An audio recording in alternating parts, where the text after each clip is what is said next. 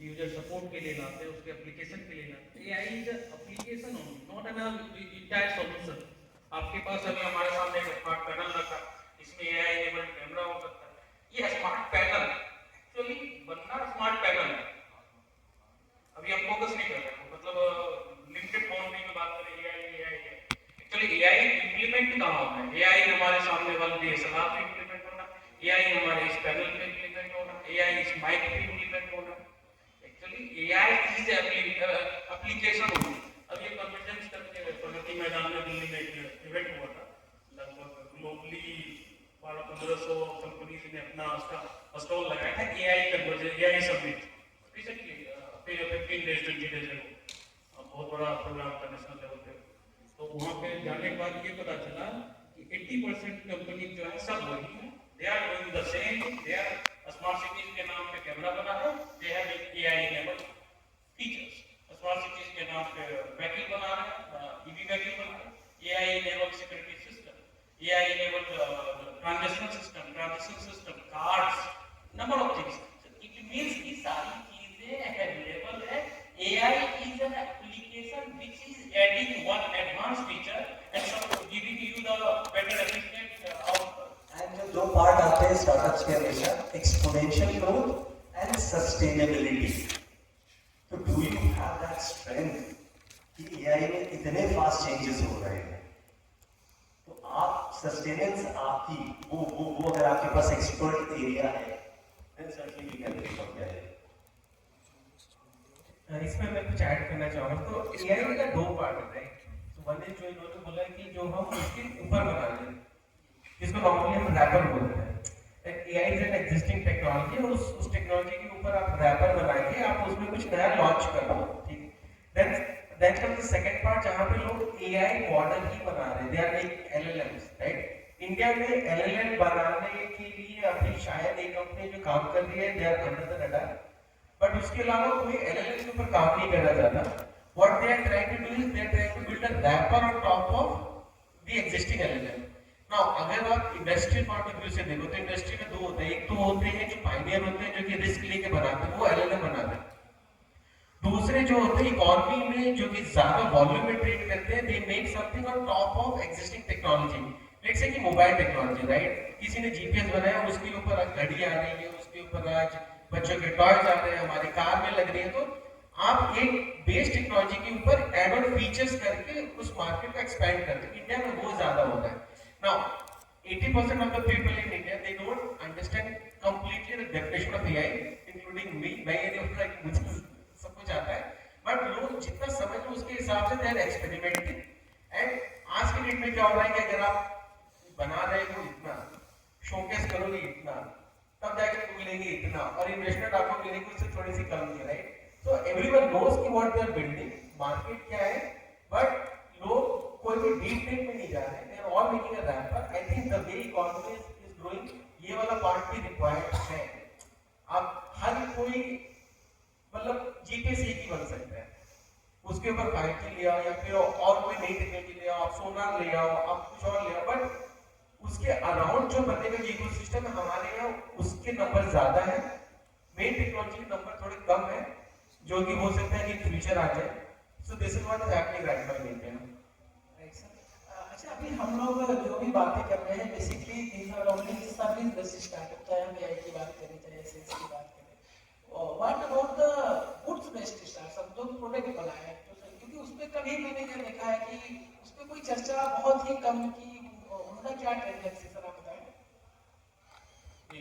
Goods based startup, जिसको product based startup कहते हैं। तो अच्छा, इसमें मैंने ये भी देखा है कि हम लोगों ने तो बताया स्टार्टअप के बारे में कितने प्रोग्राम अटेंड किए हैं फंडिंग के लिए। जैसे जब कई बार जब की बात होती है, स्टार्टअप के स्टॉल लगाने की बात होती, तो वो लोग ये कहते हैं गुड्स हो तो कुछ आपका प्रोडक्ट है तो आप शोकेस कर सकते हैं।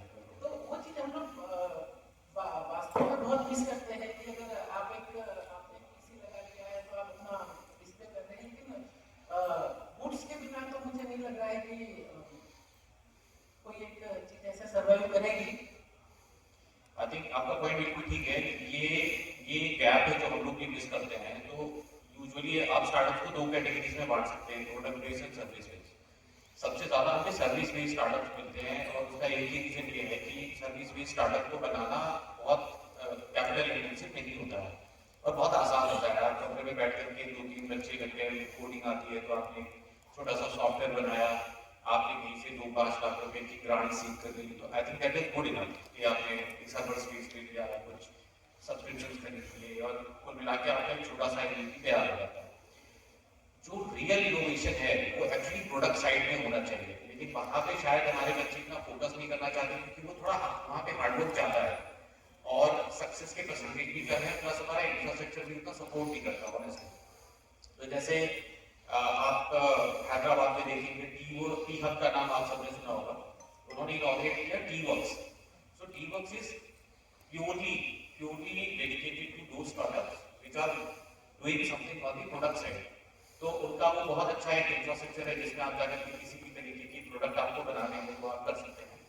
मैं ये बिल्कुल नहीं कह रहा हूँ कि यूपी में ऐसी फैसिलिटीज नहीं है, शायद उतनी ग्लैमरस नहीं है, but there are lot of मैं थोड़ा सा ऐड ऑन करूंगा। T Works I think different number of the devices and equipment available in the T Work is lesser than India and lesser than MNIT and far lesser than SIS, IIT Kanpur. So actually the marketing and branding is different part what we see on the poster and that government support. So टीवर्क के पास 2,500 करोड़ का है Telangana government का जो funding marketing है, that's banking only the building. Corporate की तरह किसी association organisation के बारे में ज्यादा नहीं बोल सकता है, but that is totally different. Actually हमारा जो यूजर माइंडसेट है वो डिग्री चेंज करता है। वो डिग्री हम टीपीआई आईटी में अभी तक हमने 227 इन्वेस्टमेंट एग्रीमेंट करे और इन्वेस्ट करी, टोटल फंड हमने डिस्बर्स करा है 227 स्टार्टअप्स, और उसमें से we dedicate to the around 70 to 80% हमारे प्रोडक्ट बेस्ड ही है। तो एक कहना कि वो हम सेक्टर कौन सा चूज करते हैं, हमारा माइंडसेट क्या है, प्रमोट किसको करना है, ये विजन भी लैक करता है। हमें इजी मिलता है, कोई भी बच्चा वो बोलता है कि मैंने ऐप बनाया था, उसको फट से प्रमोट करते हैं बड़ी आसानी से कि भैया हमारा ये था। हम उस बच्चे को कभी ये मोटिवेट नहीं करते बेटा इसमें ज्यादा सस्टेनेंस नहीं है जब कोई इनोवेट करके प्रोडक्ट लेके आए। तो ये थोड़ा सा नहीं, बिल्कुल मैं इस बात से एग्री करता हूँ, और मैं इनफैक्ट ये कहने ही वाला था कि यूपी में हमें उतना ग्लैमरस वो नहीं है एक टीवर्क्स की तरह, लेकिन फैसिलिटीज हैं। जैसे टाइड की बात हुई, ईकेजीसी में मैंने विजिट किया है, they have fantastic centre of excellence.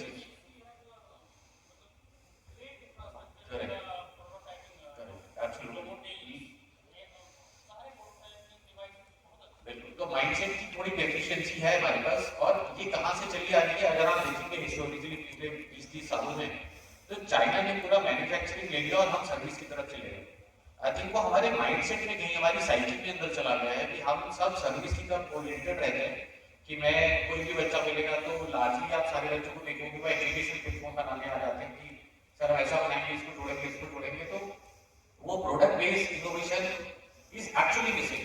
और जितना भी प्रोडक्ट इनोवेशन हो रहा है, चाहे छोटा सा खिलौना भी हो, चाहे छोटा कोई बच्चों के लिए छोटी साइकिल हो या कोई इक्विपमेंट हो, everything is coming from China. आप देखिए जो हमारे रोजमर्रा की चीजें होती हैं कि बहुत इंक्रीमेंटल इनोवेशन होते हैं, पर सब चाइना से आते इंडिया में कोई बना नहीं रहा है।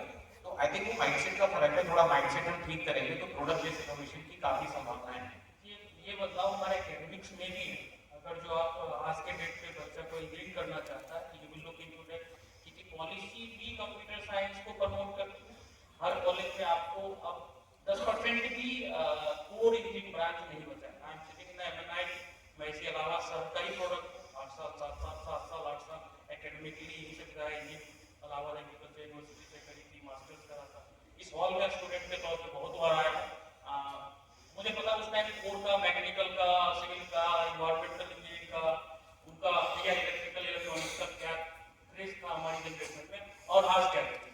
तो एक्चुअली इकोसिस्टम की पॉलिसी मेकर्स भी हर कोई एक और रीजन है, अगर आप ये देखो वाई सॉफ्टवेयर या सर्विसेज ज्यादा क्यों है और प्रोडक्ट कम क्यों है, राइट? अगर किसी बच्चे ने इंजीनियरिंग की है, देन ही लर्न कोडिंग, उसके लिए प्रोग्राम बनाना आसान इसलिए है क्योंकि अगर आपने जितने भी सॉफ्टवेयर रिलेटेड जो भी सर्विसेज है ना, वो फ्री ऑफ कॉस्ट मिलती हैं। आप एक कंपनी इनकॉर्पोरेट कर लो, AWS आपको $1000 का $10,000 के क्रेडिट्स दे देगा, right? Source codes are available free on the website. अगर आपको कुछ बनाना है स्टैक ओवरफ्लो से, आपको इन्फॉर्मेशन मिल जाएगी। So the knowledge sharing part with regard to software is available freely on the internet. उसकी मैन्युफैक्चरिंग कॉस्ट कुछ नहीं है, उस बंदे को बैठ के कोड करना है, एक लैपटॉप खरीदना उससे वो हो जाएगा। Now when you have to develop a product, you need actual money outflow. अगर आपको कोई D2C ब्रांड बनाना है, कोई कॉस्मेटिक बनाना है, there is no industry in India, HUL हो गया, P&G हो गया या फिर और कोई हो गया, वो ये नहीं बोलते कि आप एक प्रोडक्ट बनाओ, आप एक उसकी लिस्ट बनाओ, आप हमें इंग्रेडिएंट्स भेजो, हम उसको टेस्ट करके बताएं कि वो काम कर रहा है कि नहीं कर रहा है। Whereas for software, you want to write a code, you want to do an API integration, everything is freely available. जो चार्जेबल प्लेटफॉर्म्स है वो भी आपको फ्री में क्रेडिट्स देते हैं based on idea. So chunki in the West and in the rest of the world, they want to concentrate more on the software part. The same thing is reflecting here. Government needs to take care कि अगर वो चाहते हैं कि India में production बढ़े, India में लोग जो स्टूडेंट्स हैं वो मैन्युफैक्चरिंग की तरफ जाएं, they need to have एक जैसे इंक्यूबेशन हब अगर मेरे पास अभी सॉफ्टवेयर डेवलपमेंट के लिए, why don't I have it for the product development part? ये पॉइंट मिसिंग है। It's an environment which makes things easy, right? नहीं, essentially policies भी है, मैन्युफैक्चरिंग इंक्यूबेटर के तौर पे स्टार्टअप इंडिया जो हमारी नेशनल बॉडी है SISF के अंदर एक आई है स्कीम्स, तो बहुत सारे इंक्यूबेटर हुआ, बट मैंने जैसे अपना नाम लिया TBI काइट यूपी का one of the oldest engineering college है और लार्जेस्ट भी है, नंबर और रेटिंग में भी टॉप पे ही रहा है। तो 2002 से वो इंक्यूबेटर 2025 में बैठे, लगभग 23 साल हो गए और तब से आज तक हम अभी भी कोशिश कर रहे हैं कि हम प्रोडक्ट बेस्ड ही रहे, फर्स्ट जनरेशन ही रहे, अर्ली स्टेज पे ही सपोर्ट करें, इनोवेशन को ही सपोर्ट करें। मतलब सिलेक्शन प्रोसेस में भी उसी स्टेज को कैटर करना चाहते हैं जो हमारे विजन मिशन में।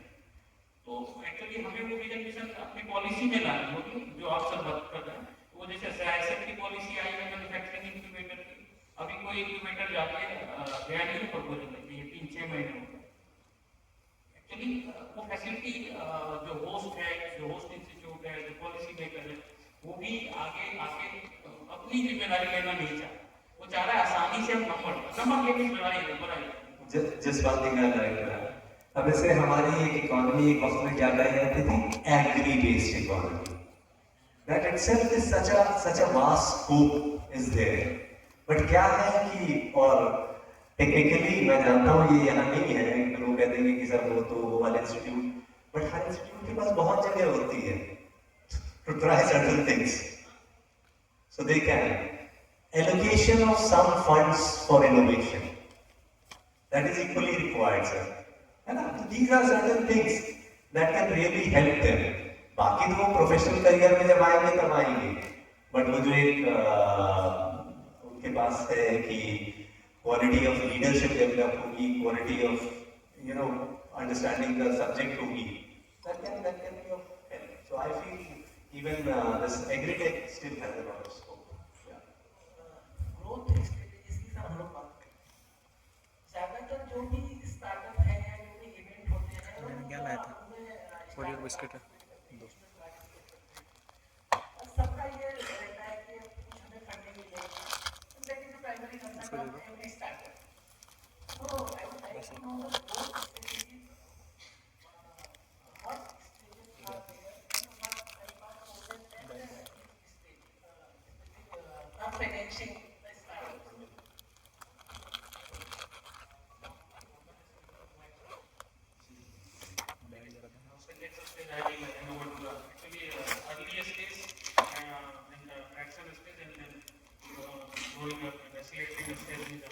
पहला स्टेज मैं इसलिए चल रहा हूँ कि लगभग 15 इंक्यूबेशन प्रोग्राम्स में रन कर रहा हूँ, सेंट्रल गवर्नमेंट स्टेट गवर्नमेंट को लेके 15 से ज़्यादा, इवन कॉर्पोरेट्स, तो 15 से ज़्यादा अर्ली स्टेज इन्वेस्टमेंट प्रोग्राम में रन कर रहा हूँ।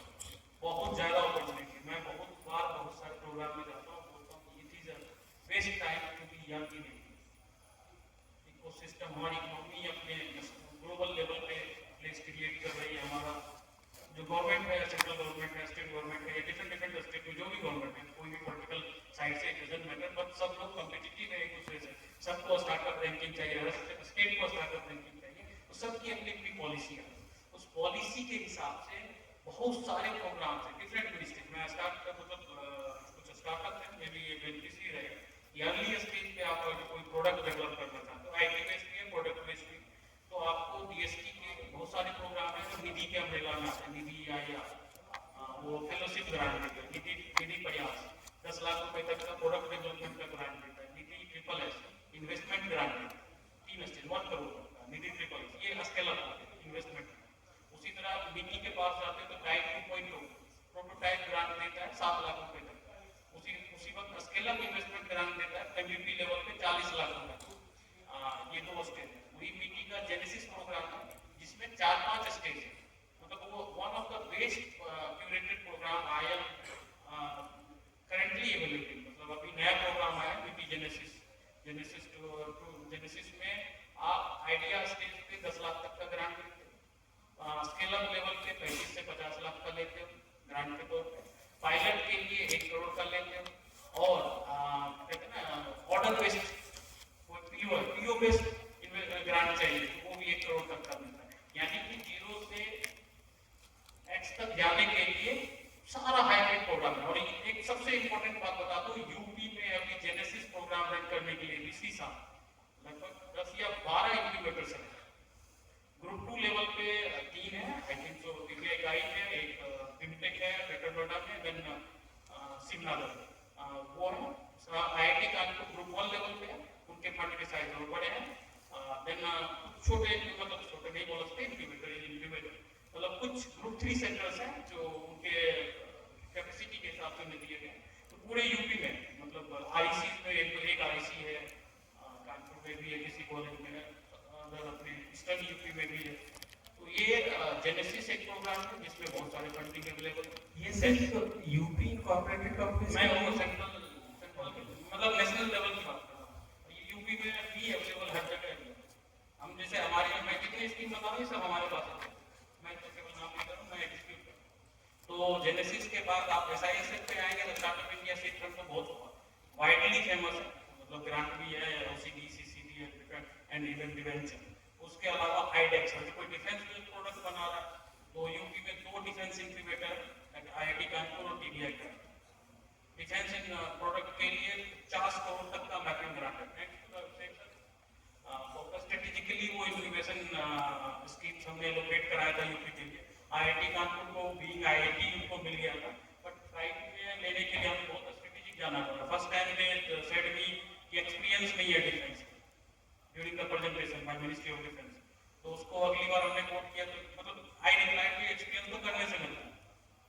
Then we took some advice from different time of things and then that time of secretary helped me.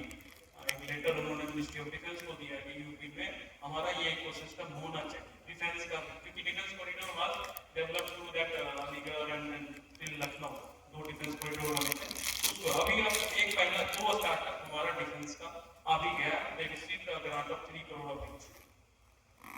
एक carbon like TD Bansal lady promoter एक गाजियाबाद में है, और एक लड़का है कनक शर्मा, उसका भी प्रोडक्ट है, उसको भी फंडिंग मिलती है। तो डिफेंस में भी अच्छा काम हो रहा है। उसके अलावा मिनिस्ट्री ऑफ एग्रीकल्चर का अपना प्रोग्राम है, उसके अलावा ministry of social justice and empowerment का अपना प्रोग्राम है, मैनेजमेंट का। उसके बाद कॉर्पोरेट प्रोग्राम अलग ही चल रहे हैं। HDFC परिवर्तन ग्राम तो हमने 3 साल से हम वो रन कर रहे हैं। उसके अलावा ICICI फाउंडेशन के अपने फंड्स हैं। उसके अलावा मतलब lot of opportunities are available at early stage. मतलब नेक्स्ट स्टेज में तो इन्वेस्टर है ही, जब अर्ली स्टेज फाउंडेशन बन गया तो सौरभ जी जैसे रस्तोगी सर जैसे बहुत लोग हैं, जैसे ही देखेंगे फाउंडेशन मतलब पैसा तुरंत लगेगा, मतलब instantly foundation should be strong. तो बहुत सारी अपॉर्चुनिटीज नेक्स्ट स्टेज में कैसे सर को मैं बोलूंगा। Thank you sir. Saurabh ji ने बहुत अच्छे से एक्सप्लेन कर दिया फंडिंग की जो पूरी संभावनाएं हैं, और सिंप्लीफाई करके मैं ये कह सकता हूँ कि आज के डेट में अगर आप स्टार्टअप बनाने जा रहे हैं तो आपको VCs के चक्कर लगाने की कोई जरूरत नहीं है। आपको अप टू 1 CR की grant from various ministries at various stages of maturity of your startup is available. You just need to know कि जाना कहाँ पर है, क्योंकि थोड़ा सा नंबर ऑफ स्कीम, जैसे सौरभ जी खुद 15 स्कीमें चला रहे हैं, तो बहुत सारी स्कीमें हैं। आपको पता होना चाहिए कि आप किस सेक्टर से बिलोंग करते हैं, आपके लिए कौन सी स्कीम बेस्ट है और कहाँ पर मिलेगी, किस इंक्यूबेटर के पास मिलेगी, तो थोड़ा सा काम उसमें करिए। एक दूसरा एस्पेक्ट जो मैं कहना चाहूँगा वो बहुत इंपॉर्टेंट है कि ज्यादातर बच्चों को जिनको पैसा चाहिए होता है, most of the time they are not clear कि वो पैसा यूटिलाइज कहाँ होना है। और जैसे कई स्टार्टअप्स में पूछता हूँ, कहता है सर मुझे 50 लाख चाहिए, मुझे 1 करोड़ चाहिए, और अगर आप उनसे अगला सवाल पूछो कि कैसे स्पेंड करोगे, तो एक जनरिक सा होता है कि सर हम मार्केटिंग में स्पेंड करेंगे, ये करेंगे, लेकिन दे रियली डोंट नो कि where are they going to spend this money and what will be the outcome of it. तो वो दोनों चीजें टाई नहीं होता। तो मुझे लगता है कि ग्रांट बहुत सारे बच्चों को मिल रहा है, लेकिन वो एफिशिएंटली ग्रांट का डिप्लॉयमेंट नहीं कर पा रहे हैं, और उसकी वजह से भी बहुत नुकसान हो रहा है इस सिस्टम को। तो इट इज वेरी इंपॉर्टेंट कि आप पैसा रेज जब कर लें जहां से भी, चाहे इन्वेस्टर से करें या ग्रांट के थ्रू करें, फ्रेंड्स एंड फैमिली से करें, बट जब पैसा रेज कर दिया तो be frugal, be very intelligent and smart in terms of deploying that money, और मेक श्योर कि आपको उससे आउटकम आ रहा है। क्योंकि हम जब इवोल्यूशन कमिटीज में भी बैठते हैं तो 1 ट्रांच, 2 ट्रांच, 3 ट्रांच, बहुत सारे स्टार्टअप आते हैं कि वो 3 ट्रांच, तीसरी ट्रांच लेने आया है, लेकिन आप उसका देखोगे तो कोई सिग्निफिकेंट इंप्रूवमेंट नहीं दिख रहा है।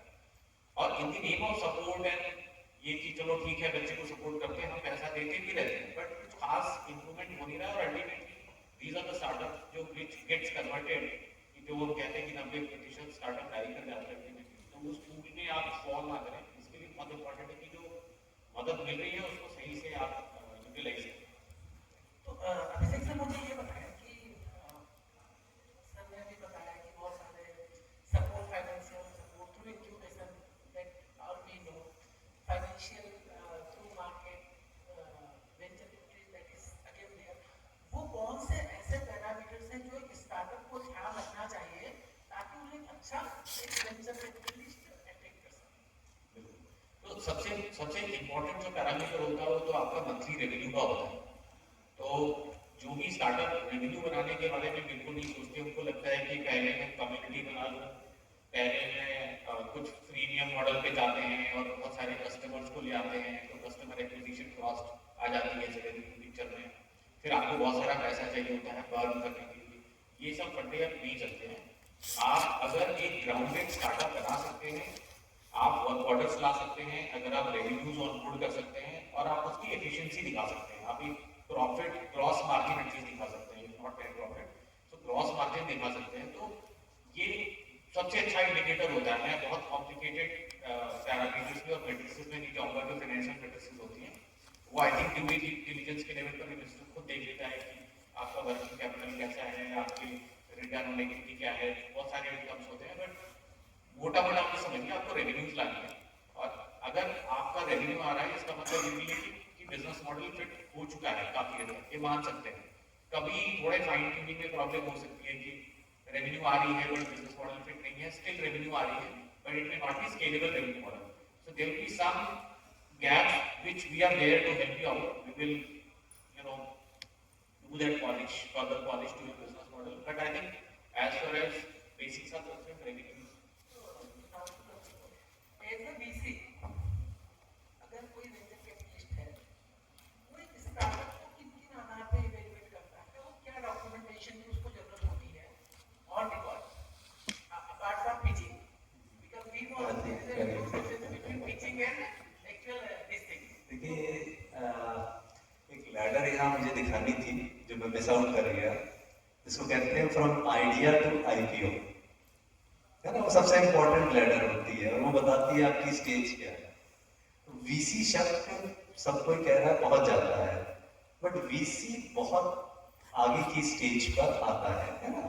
सबसे पहले तो हो गया आइडिया, फिर हो गया फैमिली फ्रेंड्स राउंड, है ना, फिर आपका हुआ कि दूसरे ने आपको सपोर्ट किया, तब वो आइडिया बना, नहीं तो सिर्फ वो आपकी पर्सनल चीज रहेगी, ठीक है। So these things are there. उसके बाद देखिए टेक्निकल पार्ट आप बहुत बेहतर बता सकते हैं उस बात का, बट हाँ जो बातें अभी अभिषेक जी ने कही है बिल्कुल, क्योंकि हर कोई कहता है मेरा ईयरली रेवेन्यू ये है। अब आपकी मान लीजिए साइक्लिकल इंडस्ट्री है, तो ईयरली रेवेन्यू से नहीं मतलब होगा, इट इज कि हाँ सर हमने ये किया और हमारा MRR मंथली जो रिटर्न है वो मंथली रेवेन्यू जो है ये है। तो ये सारी चीजें सपोर्ट में जब होंगी आपके फाइनेंशियल्स, क्योंकि देखिए सबसे बड़ा मजाक है जिसको हम लोग कहते हैं शार्क टैंक। कोई भी वो चेक ऐसे दे नहीं देता है ना। ड्यू डिलिजेंस का मतलब है 3 महीने कब लग जाएंगे पता नहीं चलेगा, है ना। तो ड्यू डिलिजेंस में बहुत सारे डॉक्यूमेंट्स मांगे जाते हैं, इसमें से कोई भी चीज की अगर कमी हुई तो फिर वहां पर वीसी जो है वो अपनी चीज को रोक सकता है, इंक्लूडिंग कि भाई पिछले बार से रेवेन्यू में क्या फर्क आया, क्या आप उस लेवल से ग्रो कर रहे हो, इसी तरह से बहुत सारी चीजें हैं। राइट सर, फाइनेंशियल स्ट्रेटेजीज तो बहुत ही इम्पोर्टेंट है। आगे किसी भी स्टार्टअप के सर्वाइवल और ग्रोथ के लिए बहुत इम्पोर्टेंट है मार्केटिंग स्ट्रेटेजीज। तो क्या मार्केटिंग स्ट्रेटेजी एक स्टार्टअप को अडॉप्ट करना चाहिए? हो सकता है अलग अलग लेवल पे अलग अलग स्ट्रेटेजीज हो, सर उस पर लाइट डालें। वो जीटीएम होता ही है, गो टू मार्केट स्ट्रेटेजी आपकी क्या है, वही आपकी जो है वो डिफाइन करती है कि ये आप लेकर चल रहे हो, उसको ले जाने के लिए आपके एक्सपेंसेस क्या है। फिर हो जाता है कस्टमर एक्विजिशन कॉस्ट वाली जो बात आती है, वो कितनी इफेक्टिव है। तो ऐसे बहुत सारे फैक्टर्स जो हैं वो इन्वॉल्व होते हैं। बट बहुत अच्छी बात है कि टेक्नोलॉजी हमें बहुत अच्छा हेल्प कर रही है आज के वक्त में। सो टेक्नोलॉजी के थ्रू आप सबसे ज्यादा अपने इनोवेशन से पहुंच सकते हैं। बिकॉज आज अगर स्टार्टअप का मतलब क्या है, स्टार्टअप का मतलब ये है कि उसके पास शॉर्टेज ऑफ फंड्स है, उसके पास फंड्स तो है नहीं, तो अपने ही कुछ आइडियाज से उसको आगे बढ़ना होता है।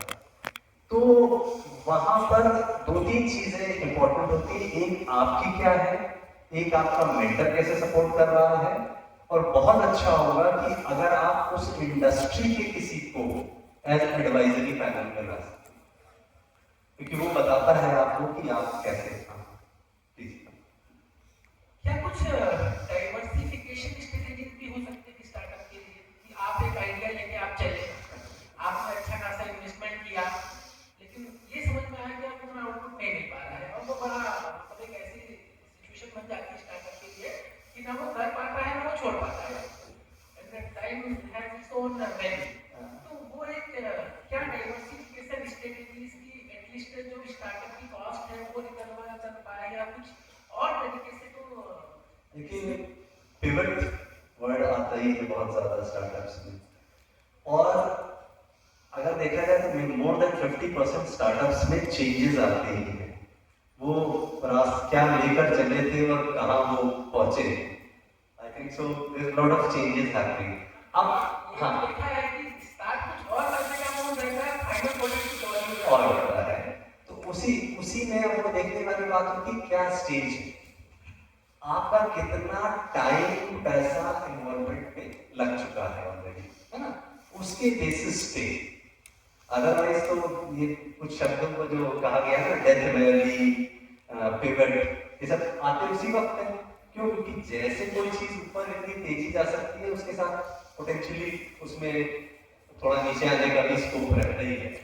तो अगर हमारे पास मेंटर या एडवाइजर अच्छे हैं तो वो हमें हमेशा हेल्प कर सकते हैं आगे कि here we are not going in the right direction.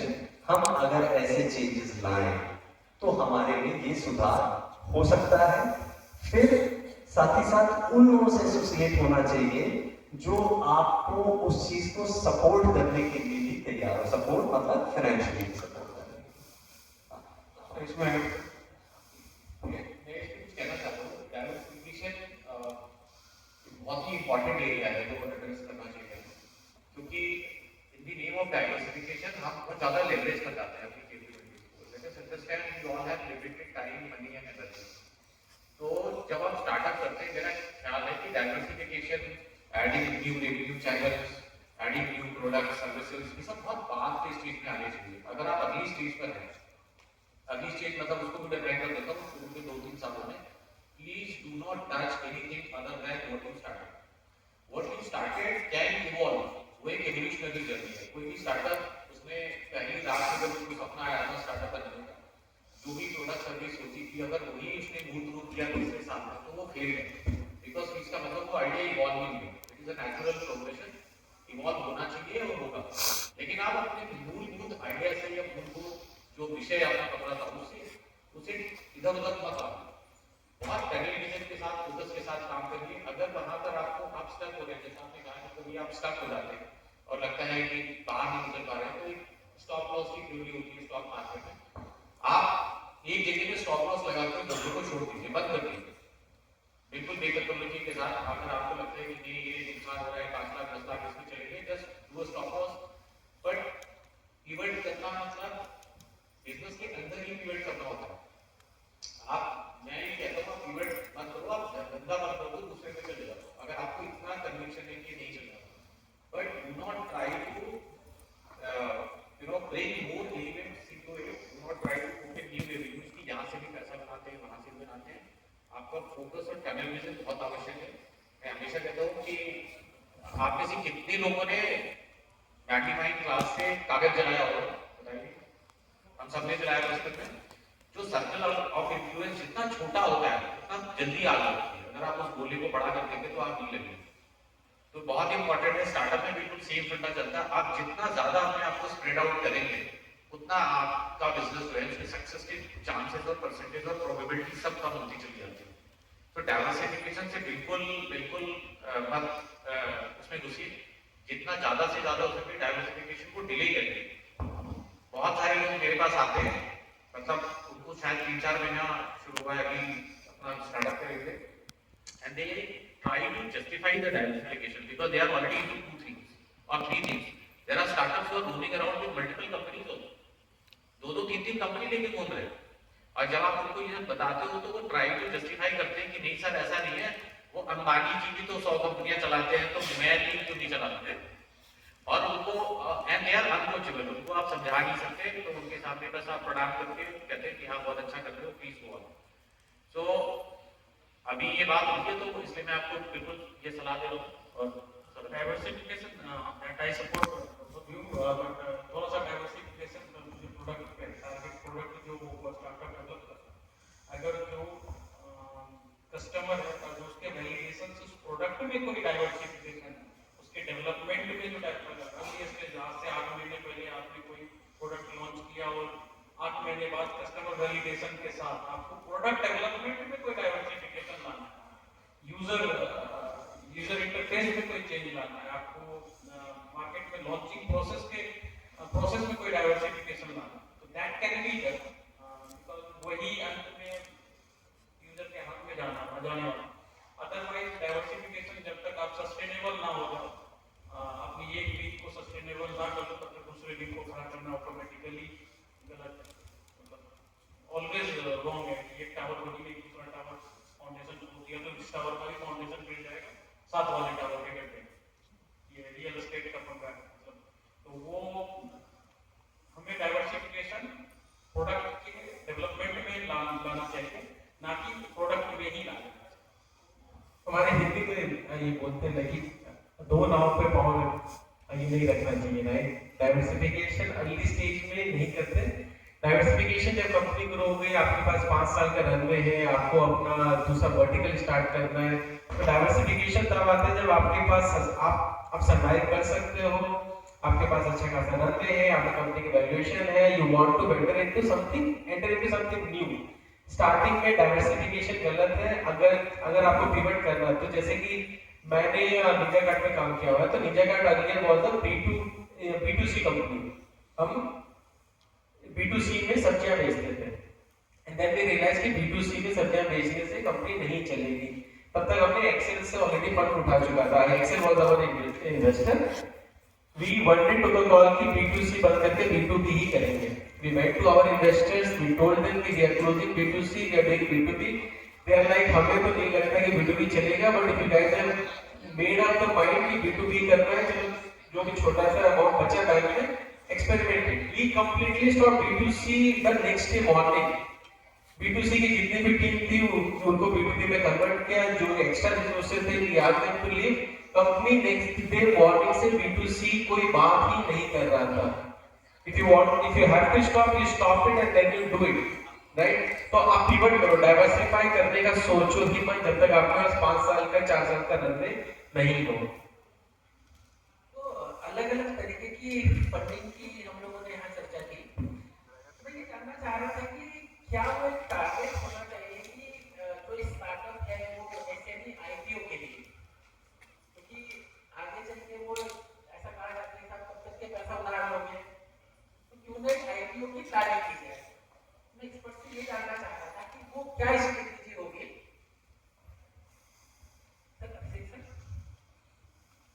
I think SME IPO के लिए अगर आपको जाना है तो मेरा सबसे पहला जो स्टेटमेंट में कहूँगा कि please be serious about the compliances, क्योंकि आईपीओ में जाने पर आपका जो खतरनाक ड्यू डिलिजेंस होने वाला है वो आप बिलीव नहीं कर सकते। तो अगर आपको उस जर्नी पे निकलना भी है तो पहले की सब कंप्लायंसेस की तैयारी करनी है। और बहुत सारे स्टार्टअप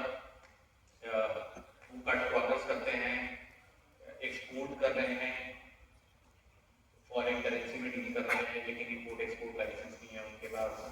बहुत सारे हैं जो जीएसटी रिटर्न स्टैंडिंग कर रहे हैं, जीएसटी नहीं हुआ है, मतलब पैसा अपने अकाउंट में आ रहा है, कभी बना रहा है, उधर आ रहा है। तो ये सब जो आप कर रहे हैं ये बहुत ही खतरनाक स्टेप है। और अगर आप अपने स्टार्टअप को लेकर सीरियस है तो please go for compliances, really serious compliances and don't try to think कि आपको कंप्लायंसेस पता है कि अभी 4-5 चीजें आपके दिमाग में आनी है। एक सर्विसेज ऑफ एन एक्सपर्ट बहुत जरूरी है। हम इसको थोड़ा डिसरिगार्ड कर देते हैं कंप्लायंसेस को। तो कंप्लायंसेस जब इन्वेस्टर के लेवल पर जाएंगे तो वहाँ भी बहुत कंप्लायंसेस होती है, लेकिन जैसे ही आप आईपीओ के लिए जाएंगे तो फिर सेफ्टी में भी सब पिक्चर में आ जाते हैं और वो कंप्लायंसेस कुछ अलग ही लेवल पर चले जाते हैं। 10 times more compliances than what an investor would look into while doing the due diligence. तो इसलिए वो बहुत इंपॉर्टेंट है।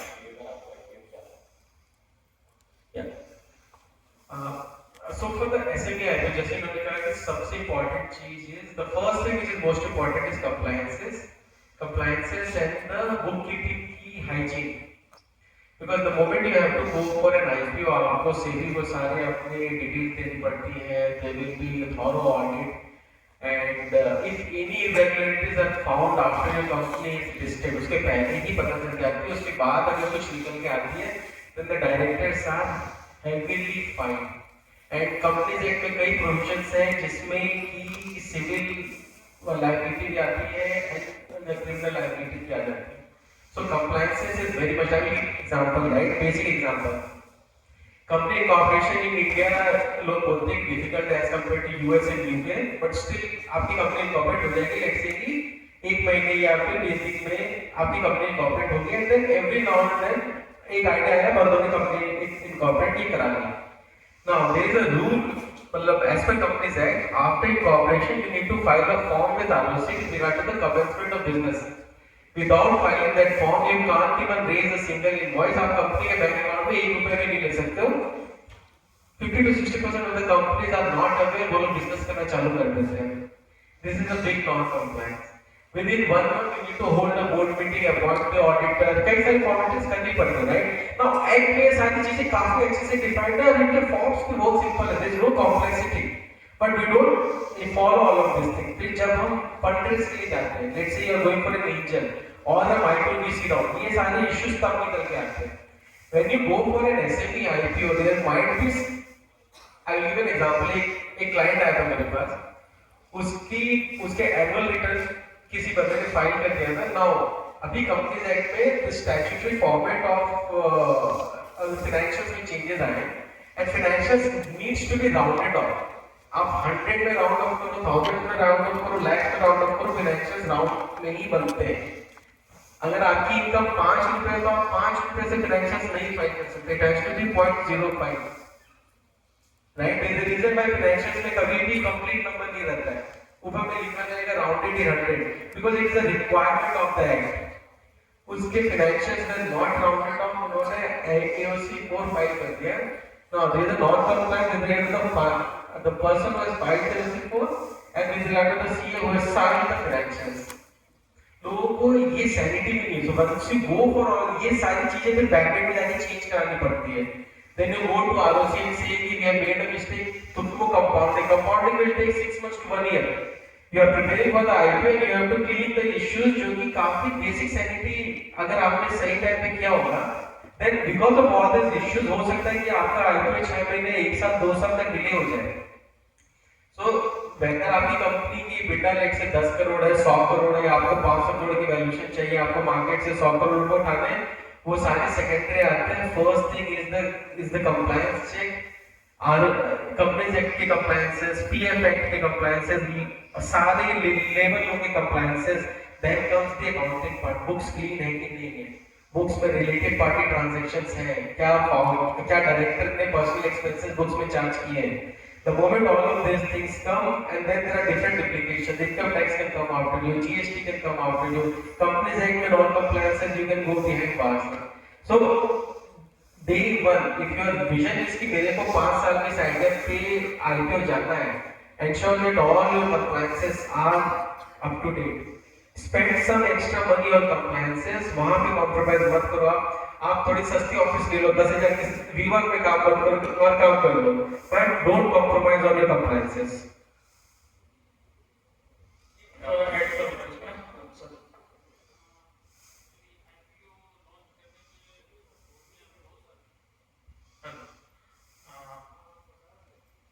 Online I will add only कि एथिकल होना चाहिए, क्योंकि बहुत सारा अभी कुछ example I can't quote them, but कुछ स्टार्टअप, एक दो स्टार्टअप जिन्होंने कुछ नंबर के साथ आईपीओ लॉन्च किया, बट बाद में जब आईपीओ वो जो उनकी जो कॉल हुई वहाँ पे जाने के बाद, लॉन्च होने के कुछ दिन के बाद जो अनएथिकल नंबर्स बने, उसके बाद वो स्टार्टअप का भी फाउंडेशन अच्छा है, तो इट शुड बी एथिकल। मतलब नंबर तो हो सकता है कुछ एक्सपर्ट के साथ बैठने के बाद में टेबल पे बन जाए, साजियों पे नंबर बनाना थोड़ा आसान हो गया बहुत। मतलब I think lot of experts are finance domain से आप आई थिंक शायद 7वीं सीए से पूरे भाई साहब भी हैं, सामने भी बहुत लोग हैं, तो they knows the game. Be ethical before going to the IPO, क्योंकि उसके वो भी नहीं बचेगा जो आपके हाथ में आपका होता है। गलती से भी किसी सीए के पास वैल्यूएशन रिपोर्ट लेके मत जाइएगा अपनी फंडिंग लेने के लिए on like that road. Anyhow, तो ये एक एक्सरसाइज है, और हम लोग जब आ रहे थे तो रास्ते में हम लोग शब्द इस्तेमाल करते हैं ना, flavour of the month, flavour of the year.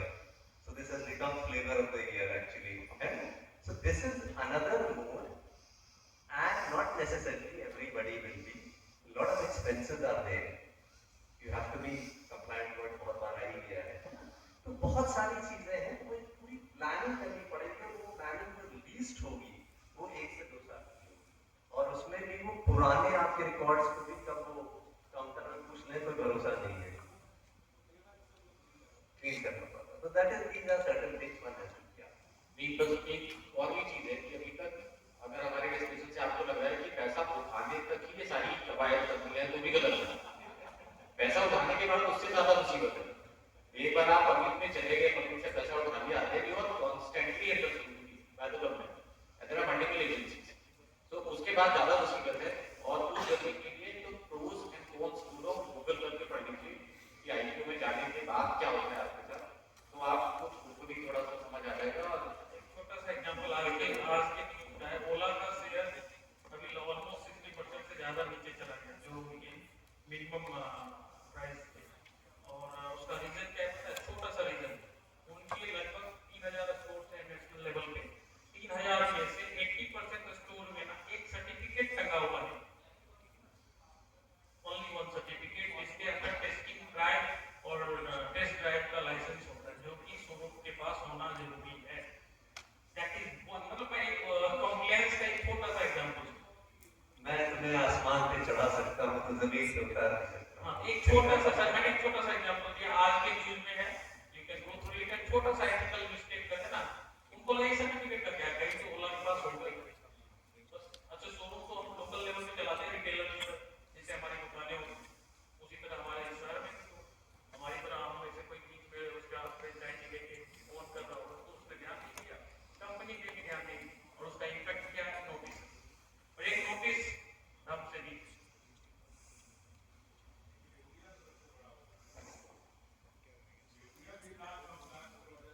हाँ,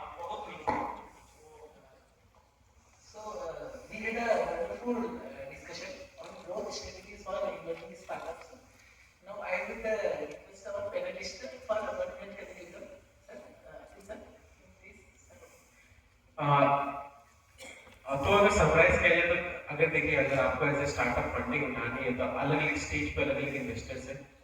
यू नीड टू आइडेंटिफाई कि आपको फंडिंग कब चाहिए। जब तक आप प्रॉफिटेबल कर सकते हैं, जब तक आप स्केल कर सकते हैं, स्केल करें। जब फंडिंग की रिक्वायरमेंट है फंडिंग के लिए जाए, बट फंडिंग लेने के पहले चाहे वो एंजल इन्वेस्टर से हो, वीसी से हो, माइक्रो वीसी, आईपीओ, इंश्योर कि डे वन से कंप्लायंसेस हो, क्योंकि जो बंदा पैसा डालेगा उसकी रिक्वायरमेंट है कि एग्जिट हो। एग्जिट कैसे होगा? Either someone bigger will come and buy और आईपीओ में उसके शेयर्स बिकेंगे, राइट? अगर नॉन कंप्लायंट रहेंगे तो दोनों में से कुछ भी नहीं होगा। सो कंपनी में कंप्लायंस रखे, कंपनी में हर मतलब do genuine business and rightly mentioned by Saurabh, and just work for the dream. Unnecessary diversify मत करें। एटलीस्ट अगले कंपनी स्टार्ट होने से 5 से 10 साल तक तो डाइवर्सिफिकेशन बन जाए। आप ग्रोथ के बारे में सोचिए। अगर ग्रोथ का मीनिंग एक और प्रोडक्ट लाइन लाना है तो वो लाइए, डाइवर्सिफाई मत करो अपने आप को। एक शब्द पिछले कुछ दिनों में बदल गया, जिसको पहले कहते थे यूनिकॉर्न, अब वो शब्द आ गया प्रॉफिकॉर्न। तो prove your whether you are worthy enough, then only you can get the thing. Yeah. So growth at all costs, वो philosophy अब खत्म हो गई है। और मेरा ये मानना है कि growth has to be meaningful। कैसे meaningful होगी? आप methodical तरीके से चलिए। आप sustenance आपको करना है स्टार्टअप का, जब आइडियल स्टेज पर है, फ्रेंड्स एंड फैमिली से पैसा उठाइए, ज़्यादा पैसा मत डालिए, put it as minimum और low capital as required। उसके बाद आपको अगले स्टेज की ग्रोथ चाहिए, सरकार के पास चाहिए, टेक द राइट फंडिंग, जहाँ से दूसरी फंडिंग मिलती है, वीसी और एंजल्स को फंडिंग चाहिए। तीसरे स्टेज पर जबकि जैसे मैंने कहा कि लगभग वक्त यार आपको कन्वेंशन में जाता है, तब तक आप एप्लीकेशन स्टेटस प्राप्त कर लेते हैं। वहाँ से तो अगला स्टेज ग्रोथ क्या है, 1 से 5 करोड़ की आदमी को फंडिंग है, तो आप एंजल्स को उठा दीजिए, बहुत सारे एंजल्स को उठा सकते हैं। उसके बाद जो $1 बिलियन का अब की क्राउड है, वहाँ पे जो रियल ग्रोथ है, scalability, true expansion of the scalability when you want to achieve, that's where you should go to. So have your growth done in a proper manner and get it meaningful rather than absolutely spending all your equity without the right timing। और पता चला कि जब सही वक्त आया तो आपके हाथ equity क्योंकि आपकी equity उठा रही और एक्सेप्ट नहीं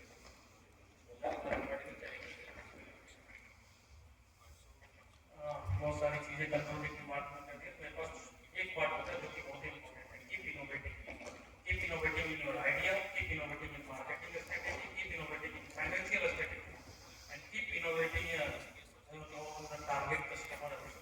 क्योंकि आज प्रयागराज आपका टारगेट है, कल प्रयागराज ये जोन इलाहाबाद जोन का पहले बहुत बड़ा हो जाता है, जोन कवर होगा फिर उत्तर प्रदेश, नॉर्थ इंडिया में। तो keep innovating in your technology, in your marketing space, in your finances, and in your target customers. Please.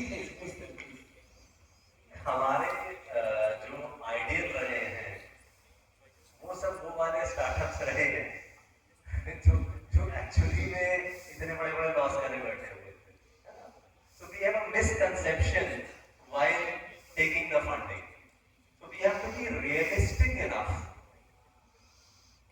जब हम रियलिस्टिक होंगे तो भले ही हम ग्रो उस हिसाब से होंगे, नहीं तो पता चला कि साहब वो कस्टमर एक्विजिशन कॉस्ट ये आ रही है, ये आपका अवेयरनेस कॉस्ट आ रही है, ये मार्केटिंग कॉस्ट आ रही है। वो सब those huge companies which have a backing, they have those kind of